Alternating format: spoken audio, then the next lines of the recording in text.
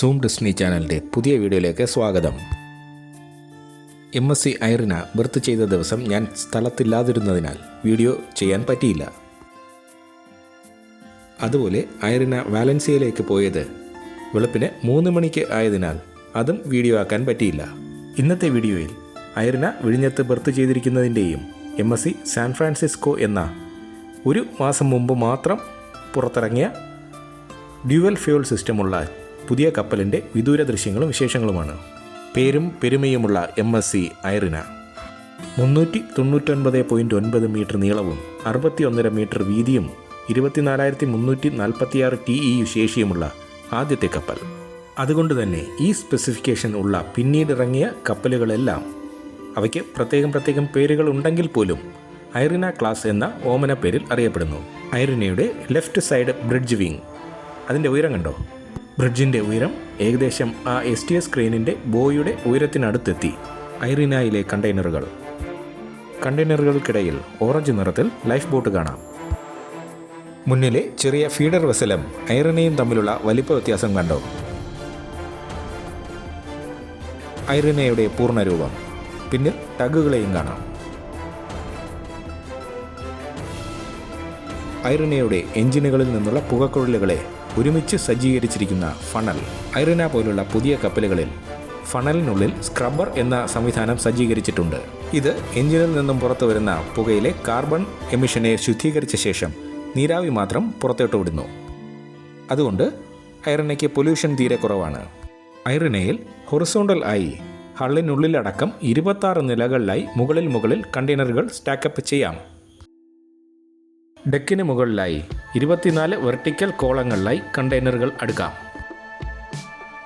ഹള്ളിനുള്ളിലെ vertical നിരകളിൽ വ്യത്യാസം കാണാം. ഫണലിനുള്ളിലെ പുകക്കുഴലുകളിൽ നിന്നും പുറത്തുവരുന്ന നീരാവി. ഐറിനയുടെ main engine 71,000 kilowatt power generate ചെയ്യാൻ പറ്റുന്ന WinGD 11x92 ആണ്. 22.5 നോട്ടിക്കൽ മൈൽ സ്പീഡ് കൈവരിക്കാനാവും ഐറിനയ്ക്ക്. കടൽ വെള്ളവുമായുള്ള ഫ്രിക്ഷണൽ റെസിസ്റ്റൻസ് കുറയ്ക്കുവാനും അതിലൂടെ ഫ്യൂവൽ എഫിഷ്യൻസി കൂട്ടുവാനും എയർ ബബിൾ ടെക്നോളജി ഐറിനയിൽ ഉപയോഗിക്കുന്നു. കപ്പലിൻ്റെ ഹള്ളിനടിയിൽ എയർ ബബിൾസ് ഉൽപ്പാദിപ്പിക്കുകയും അത് അവിടെ തന്നെ നിലനിർത്തുകയും ചെയ്യുന്ന വളരെ സങ്കീർണമായ ടെക്നോളജിയാണിത്. ഐറിനയിൽ EEDI, അതായത് energy efficiency design index phase 3 standard പ്രകാരം കാർബൺ ഡയോക്സൈഡിൻ്റെ എമിഷൻ നിയന്ത്രിച്ചിരിക്കുന്നു. ഇപ്പോൾ കപ്പലുകളുടെ കണ്ടെയ്നർ ക്യാരി ചെയ്യുന്ന അളവിൻ്റെ യൂണിറ്റായ TEU, അതായത് 20 ഫുട്ട് ഈക്വലൻ്റ് യൂണിറ്റ് പോലെ FEUവും ഉപയോഗിച്ച് തുടങ്ങിയിട്ടുണ്ട്. FEU എന്നാൽ 40 ഫുട്ട് ഈക്വലൻ്റ് യൂണിറ്റ് എന്നാണ്. ലൈബീരിയയുടെ ക്യാപിറ്റൽ ആയ മൺറോയയിൽ ആണ് ഐറിന രജിസ്റ്റർ ചെയ്തിരിക്കുന്നത്. STS ക്രെയിനുകളുടെ ബോകൾക്ക് മുകളിൽ നീല നിറത്തിൽ കാണുന്നത് ചെറിയ ക്രെയിനുകൾ ആണോ? അത് എന്താണെന്ന് അറിയുന്നവർ കമൻറ്റ് ചെയ്യുമല്ലോ. STS ക്രെയിനുകളുടെ മെയിൻ്റനൻസിനും മറ്റും ഉപയോഗിക്കുന്ന ചെറിയ ക്രെയിനുകൾ തന്നെയാണെന്നാണ് എനിക്ക് തോന്നുന്നത്. തുറമുഖത്ത് ആകെയുള്ള 8 STS ക്രെയിനുകളിൽ 5 എണ്ണവും ഐറിനയുടെ മുകളിൽ തന്നെയാണ്.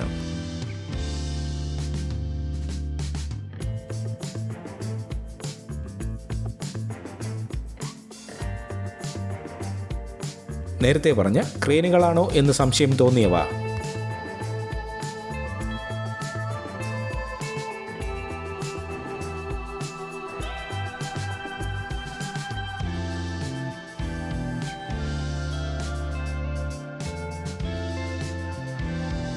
ആ വാച്ച് ടവറിനടുത്ത് പുറംകടലിൽ നിഴൽ പോലെ കാണുന്നത് MSc മനാസ F ആണ്. 154 മീറ്റർ നീളവും 25 മീറ്റർ വീതിയുമുള്ള ഫീഡർ ഷിപ്പ്.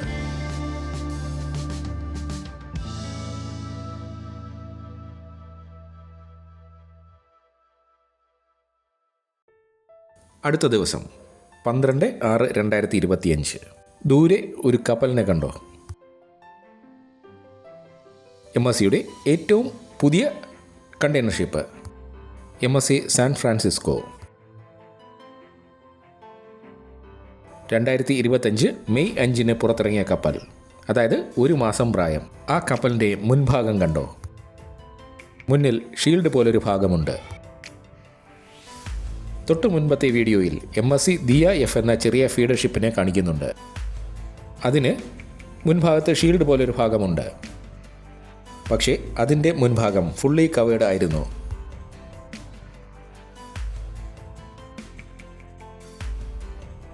MSC ഐറിനയുടെ കുറച്ചുകൂടി തെളിഞ്ഞ ദൃശ്യം.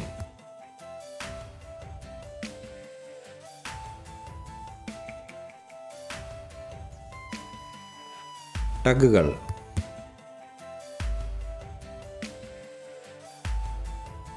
MSC Irina. ഐറിനയിലേക്ക് ഒരു കണ്ടെയ്നർ വരുന്നത് കണ്ടോ?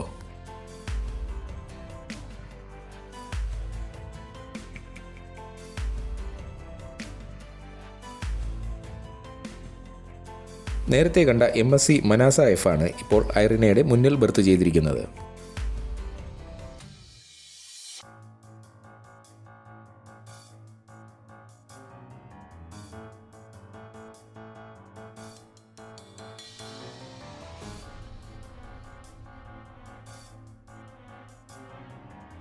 മെയിൻ എഞ്ചിനിൽ നിന്നുമുള്ള പുക ഇപ്പോഴും പുറത്തു വരുന്നു.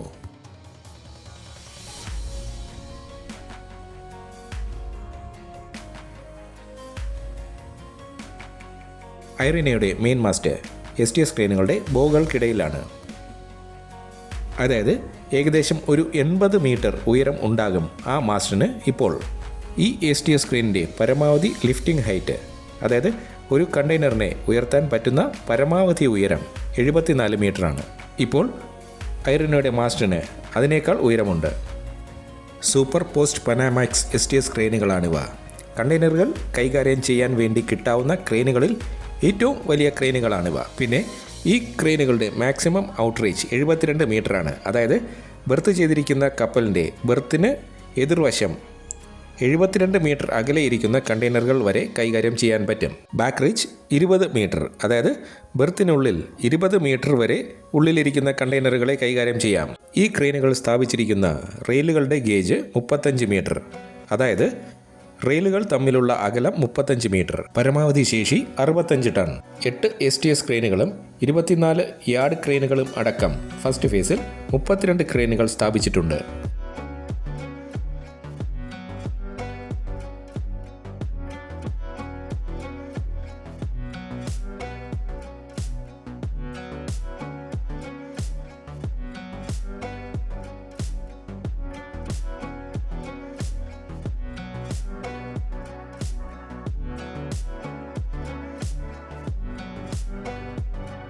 കപ്പലിൻ്റെ ഒരു ജീവനക്കാരൻ ലാഡറിലൂടെ താഴേക്ക് ഇറങ്ങുന്നത് കണ്ടോ?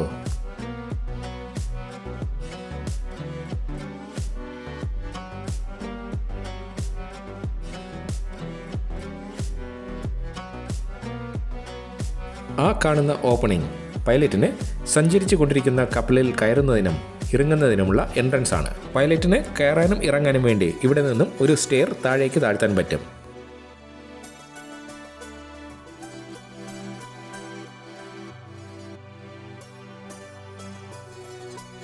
മനാസ Fൻ്റെ ബ്രിഡ്ജ് വിങ്ങും ക്രെയിനും കാണാം.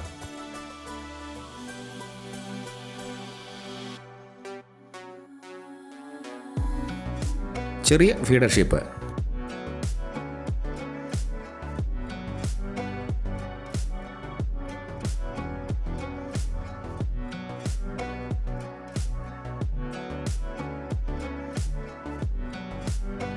ഒരു കണ്ടെയ്നർ ലോഡ് ചെയ്യുന്നത് കാണാം.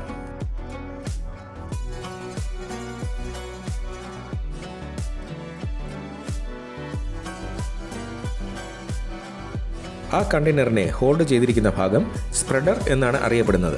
കണ്ടെയ്നറിൻ്റെ നീളത്തിനനുസരിച്ച് സ്പ്രെഡറിൻ്റെയും നീളം വ്യത്യാസപ്പെടുത്താം.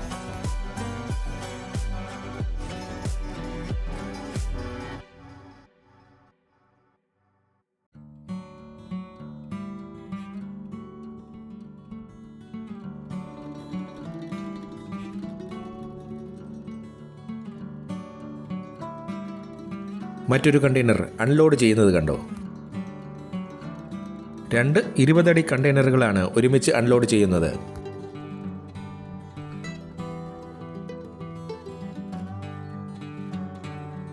കൂടുതലും 40 അടി കണ്ടെയ്നറുകളാണ് ഉപയോഗിക്കുന്നത്.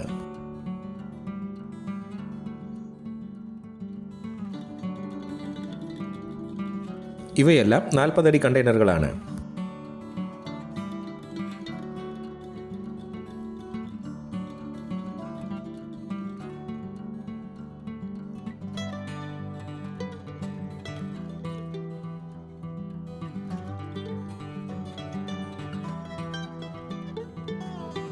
MSC സാൻ ഫ്രാൻസിസ്കോയുടെ മുൻഭാഗത്ത്, അതായത് കപ്പലിൻ്റെ ബോയിൽ ഒരു ഷീൽഡുണ്ട്. പക്ഷേ അതൊരു പ്രത്യേക ഷേപ്പിലാണ്, രണ്ടു വശത്തേക്കും ഉയർന്നു നിൽക്കുന്നത് പോലെ, അതായത് പറക്കാനായി ചിറക് വിരിച്ചിരിക്കുന്നത് പോലെ. MSC സാൻ ഫ്രാൻസിസ്കോ 2025 പുറത്തിറക്കിയ 366 മീറ്റർ നീളവും 51 മീറ്റർ വീതിയുമുള്ള മദർഷിപ്പ്. സൂയസ് മാക്സ് വിഭാഗത്തിൽപ്പെട്ടത്, അതായത് സൂയസ് കനാലിൻ്റെ എൻട്രി അല്ലെങ്കിൽ എക്സിറ്റിലൂടെ കടന്നു പോകാൻ പറ്റുന്ന പരമാവധി സൈസുള്ള വലിയ കപ്പലുകളുടെ ഗ്രൂപ്പിൽപ്പെട്ടത്. അതിൻ്റെ മുൻഭാഗം ശ്രദ്ധിച്ചു നോക്കുക. വിൻഡ് ഡിഫ്ലക്ടറാണ് മുന്നിലെ ആ ഷീൽഡ് പോലെ കാണുന്നത്, അതായത് കാറ്റിൻ്റെ റെസിസ്റ്റൻസിൽ കുറയ്ക്കുന്നതിനുള്ള എയറോഡൈനാമിക് ഡിസൈൻ. 2025 മെയ് 5 പുറത്തിറങ്ങിയ കപ്പൽ 16,000 TEU ശേഷി. LNG ഡ്യുവൽ ഫ്യൂവൽ സിസ്റ്റം ഉള്ള കപ്പൽ. ചൈനയിലെ യാങ്സി ജിയാങ് ഷിപ്പിംഗ് കമ്പനി MSCക്ക് വേണ്ടി നിർമ്മിച്ചത്. MSC സാൻ ഫ്രാൻസിസ്കോയുടെ ആദ്യത്തെ യാത്രയാണ് ഇതെന്ന് തോന്നുന്നു. 1 മാസമല്ലേ ആയുള്ളൂ പുറത്തിറങ്ങിയിട്ട്. ഞാൻ ഈ വീഡിയോ എഡിറ്റ് ചെയ്യുമ്പോൾ UK പോർട്ട് ഓഫ് ഫെലിക്സ്റ്റോവിലേക്ക് പുറപ്പെട്ടു കഴിഞ്ഞു MSC സാൻ ഫ്രാൻസിസ്കോ.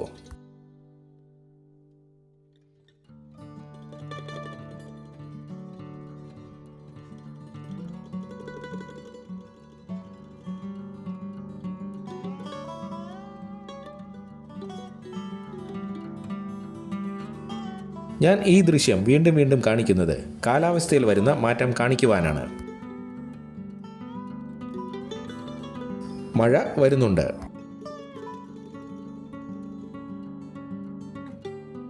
വിഴിഞ്ഞം കടപ്പുറം, ദൂരെ ലൈറ്റ് ഹൗസും കാണാം. അന്തരീക്ഷം മേഘാവൃതമാകുന്നത് കണ്ടോ?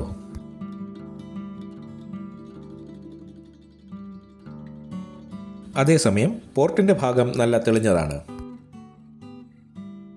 നല്ല വെയിലുമുണ്ട്.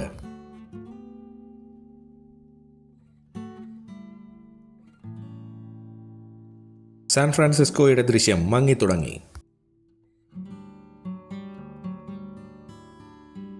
മഴ പെയ്തു തുടങ്ങുമ്പോൾ കപ്പലിനുള്ളിലെ അന്തരീക്ഷം എങ്ങനെയായിരിക്കും? മഴ പെയ്യുമ്പോൾ കപ്പലിൻ്റെ അടിത്തട്ടിൽ ബിൽജ് വാട്ടറിൻ്റെ അളവ് കൂടും. ബല്ലാസ്റ്റ് വാട്ടർ അല്ല ബിൽജ് വാട്ടർ. ബിൽജ് വാട്ടർ എന്നാൽ മഴവെള്ളവും മറ്റ് ലീക്കേജും അടിത്തട്ടിൽ അടിഞ്ഞുകൂടുന്നതാണ്.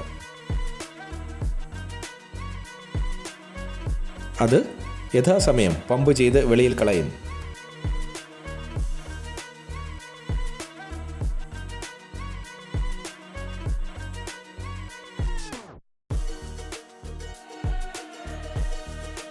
ശരിക്കും ഒരു ഫീനിക്സ് പക്ഷി ചിറകുയർത്തി നിൽക്കുന്നത് പോലെയുണ്ട് മുൻവശത്തെ ഷീൽഡ് പോലുള്ള ഡിഫ്ലക്ടർ.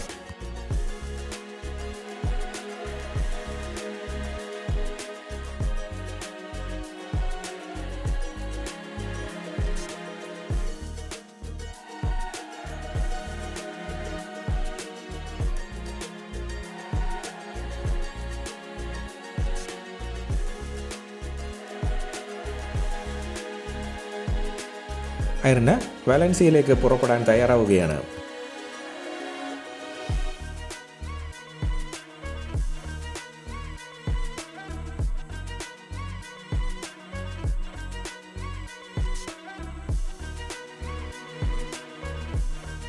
പുലിമുട്ട്.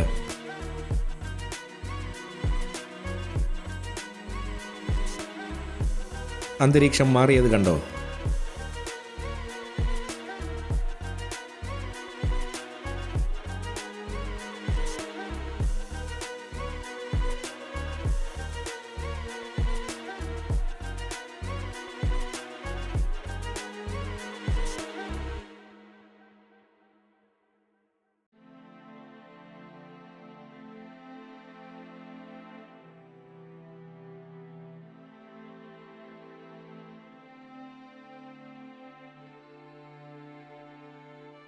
മഴ മൂടിയ അന്തരീക്ഷത്തിൽ കടലും ചക്രവാളവും തിരിച്ചറിയാൻ പറ്റാത്ത അവസ്ഥയിൽ ഞാൻ ഒരു ഇന്ത്യൻ കോസ്റ്റ് ഗാർഡിൻ്റെ പട്രോൾ ബോട്ട് കണ്ടെത്തി. MSC സാൻ ഫ്രാൻസിസ്കോയിൽ നിന്നും അധികം അകലെയല്ലാതെയാണ് കോസ്റ്റ് ഗാർഡിൻ്റെ പട്രോൾ ബോട്ട് സ്ഥിതി ചെയ്യുന്നത്. പുറം കടലിലും തുറമുഖത്തും ഉള്ള കപ്പലുകൾ സദാ നിരീക്ഷണത്തിലും പ്രൊട്ടക്ഷനിലുമാണ്.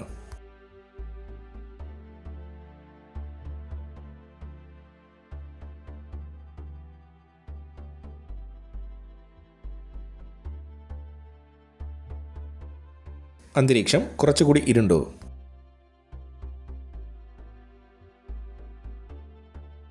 പക്ഷേ തുറമുഖത്ത് ഇപ്പോഴും തെളിഞ്ഞ അന്തരീക്ഷമാണ്.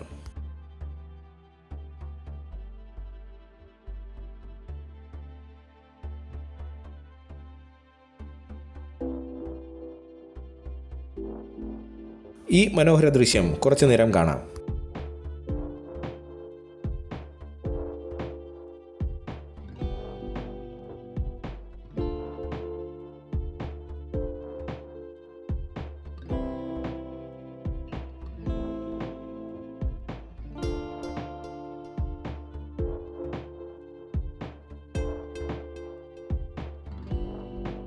കോസ്റ്റ് ഗാർഡ് ഷിപ്പ് ആയതുകൊണ്ട് കൂടുതൽ സൂം ചെയ്യുന്നില്ല.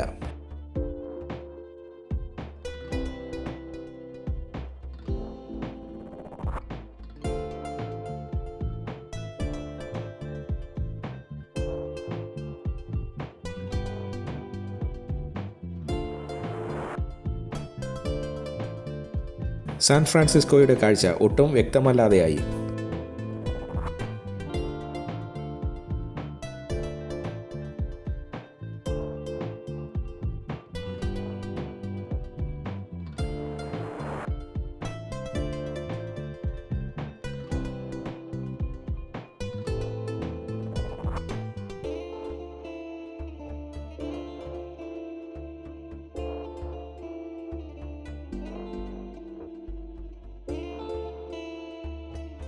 ഈ ദൃശ്യം കാണുമ്പോൾ വിൽ സ്മിത്ത് അഭിനയിച്ച 1996 പുറത്തിറങ്ങിയ ഹോളിവുഡ് മൂവി ഇൻഡിപെൻഡൻസ് ഡേ ആണ് എനിക്ക് ഓർമ്മ വരുന്നത്.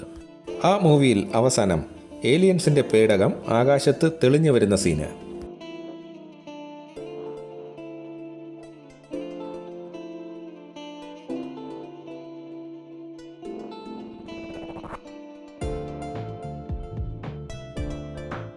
സാൻ ഫ്രാൻസിസ്കോയുടെ ദൃശ്യം ഒരു നിഴൽ പോലെയായി.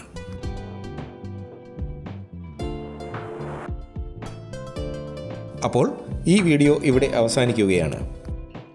വീഡിയോ ഇഷ്ടപ്പെട്ടുവെങ്കിൽ ലൈക്ക് ചെയ്യണം, കമൻറ്റ് ചെയ്യണം, ഷെയർ ചെയ്യണം, സബ്സ്ക്രൈബ് ചെയ്യണം. അടുത്ത വീഡിയോയുമായി ഞാൻ ഉടൻ എത്തും. അതുവരേക്കും ഗുഡ് ബൈ.